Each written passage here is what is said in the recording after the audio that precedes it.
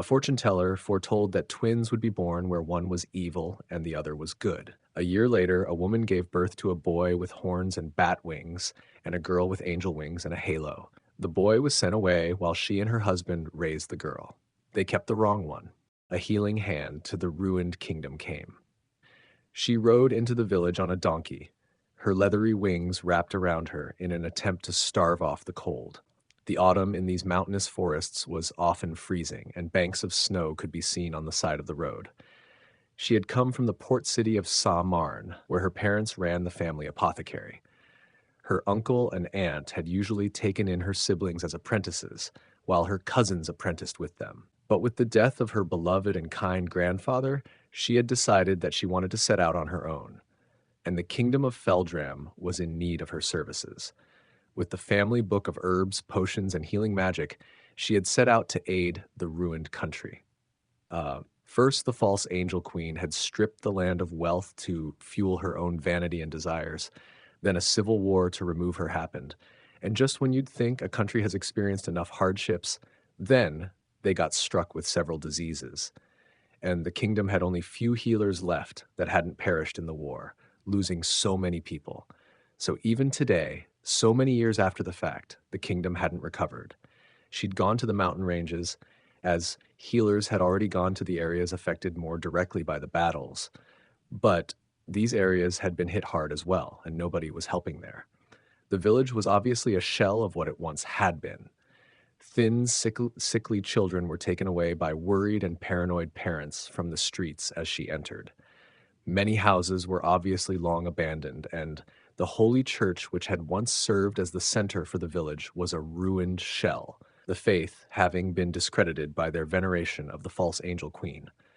The land had been destroyed spiritually as well as physically, she noticed.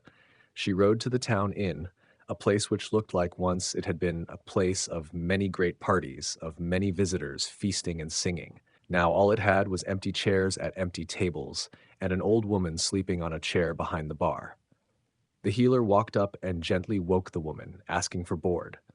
The woman, not that old, but clearly aged by a hard life, was surprised. People never came by to this place anymore, especially not anyone from so far off as her.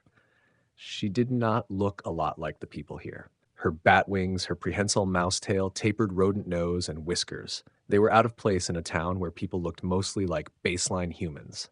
Well, girlie, you can have the room. Since you're a healer, I'm willing to give it to you for free. Goodness knows I won't get much use out of it otherwise. The healer introduced herself more properly. Thank you kindly. I am Siobwyn of Sa-Marn, and while I am grateful for your offer, I would not deprive you of income, and I insist on at least paying half price. The older woman smiled. Your loss, girlie. The woman accepted Siobwyn's coins, Sa-Marn guilders, probably worth more than the inn. The room she was given was, well, an ancient bed frame with some old furs and some hay to lie on. She slept poorly, but she hadn't expected anything else after days on the road. Waking up, she bought breakfast from the old innkeeper. It was dry oatmeal and potatoes, with beer so light it might as well have been water. She went out to feed Midas, her donkey, and found to her surprise that the feed for him was pretty much the same as she had been given. Still, she was adamant to help, and she was much needed, as she found out. Malnourished, sickly, and tired, the village had many people ill, but she had herbs, potions, and more that could be used to aid. And over the first week, she cured many, delivered a child, cured what few animals were left from the sheeppox.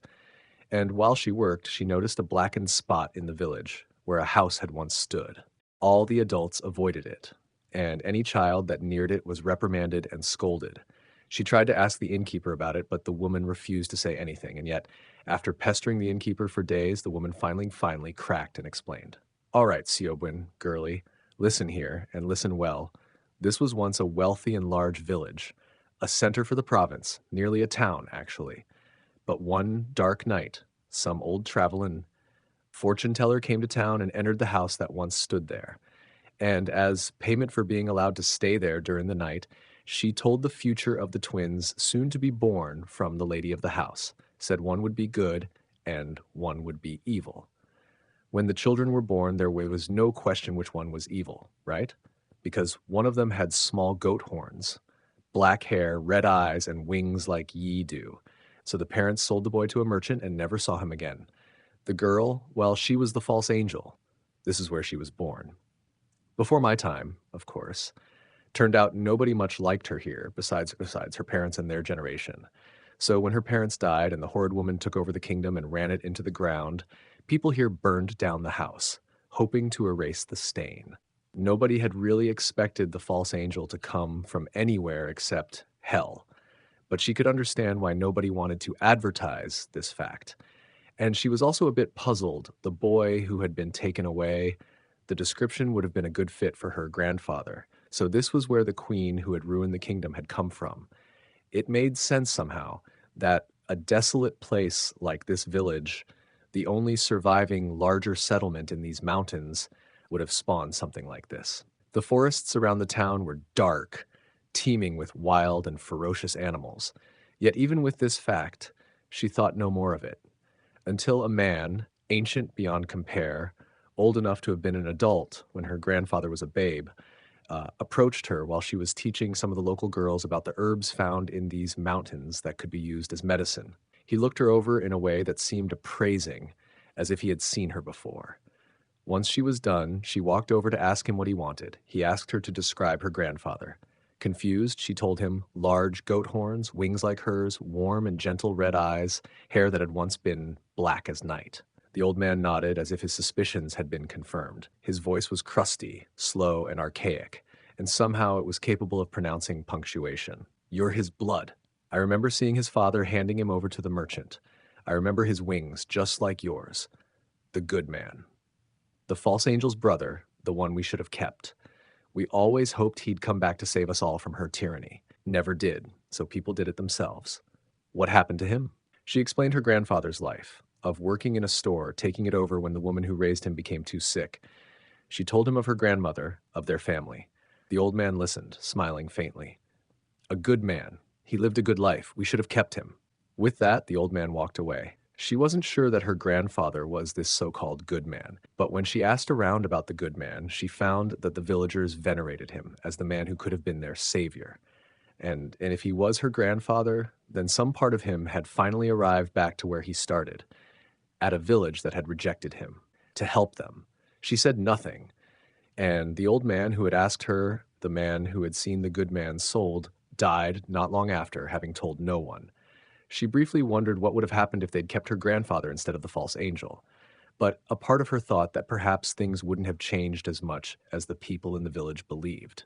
How a child is treated and raised is just as important, if not more so, than its inherent nature.